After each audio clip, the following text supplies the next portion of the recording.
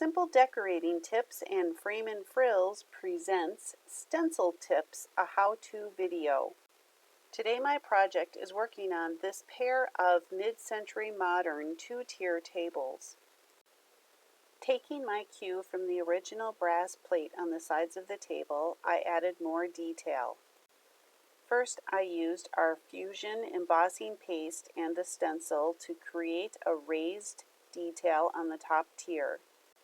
After the embossing paste dried overnight, I painted over it with the custom mix of pressed fern and ash. After 2 coats and the green was completely dry, you could sort of see the diamond detail with shadows, but not super strong. You could feel it because it is definitely a raised pattern that the embossing paste makes. But I wanted it to be a little bit more pronounced, like the brass plate on the side of the table. It didn't need to perfectly match it, but I definitely wanted an interpretation of that. So here I am placing the same stencil that I used for the embossing paste back on exactly where it was stenciled before. And I have my 1.5-inch stencil brush, which is great for this size detail. All of the paints are Fusion mineral paints. This is some coal black, and I actually have more than what I really needed. I mean, for this, it is just a drip of paint.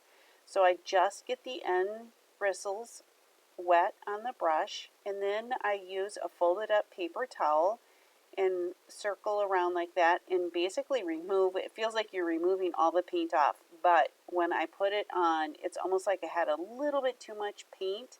Normally I wouldn't do it exactly like this, but you get the idea. You can see there where the light hits it. It's definitely quite a bit of paint. It does dry pretty quick, so you need to kind of move fast when you spread it around like this. So I didn't want a complete solid color. If I did, what I would do is go back over after this layer dried and then redo the whole thing. You don't want a bunch of paint on your brush and stencil it on because it will seep underneath the stencil.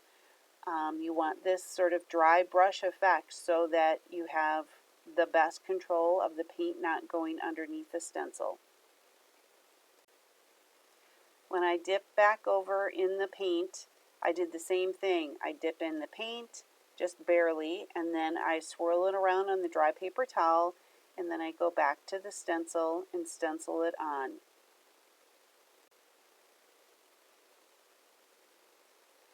I can go back in and retouch it up. If for some reason I messed up, I can always go back to the green and put the green on and then let that dry and then go back with the black. There's really quite a bit of grace with a simple stencil like this.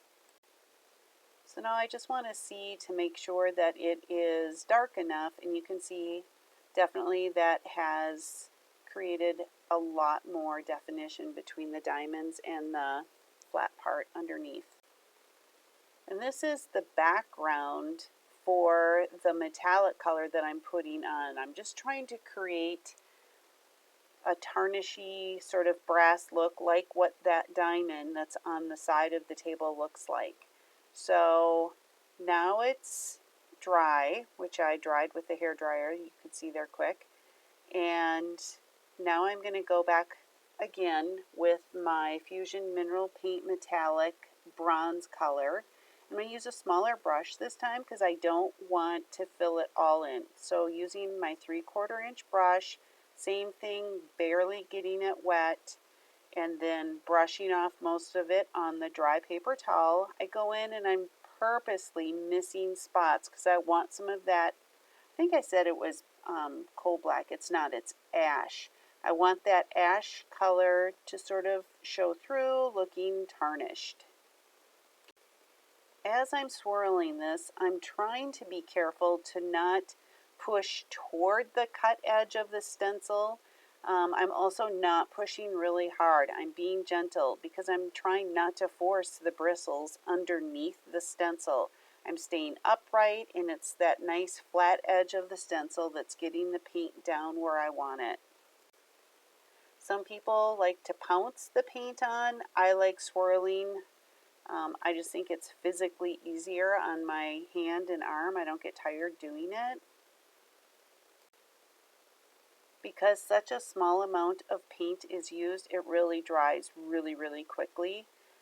So if I had to replace this, if I was doing a bigger area, I just kind of take the stencil off and sort of wag it in the air a little bit and then set it down, because you have to sort of overlap it, and it's not a problem. The Fusion metallic paint has so much mica in it, it really shimmers beautifully. The next tip is washing the stencil. I lay it in my sink and then I spray it with Matzenbacher's Lift Off. Even though it's for latex paint and this is acrylic paint, it still works. I spray it on, really saturate it, and let it soak for about a half an hour. If you have to, cover it with plastic.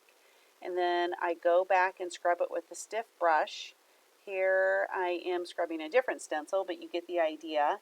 And it does splatter, you can see that. And then rinse it off with water and hang it up to dry. It's important to remove all of the old paint so that the stencil isn't deformed the next time you try to use it.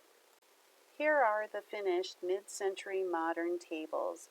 If I missed any steps or you want more details, please reach out to frameandfrills@gmail.com. All of the products used for this project are available at frameandfrills.com. You can shop online or in person.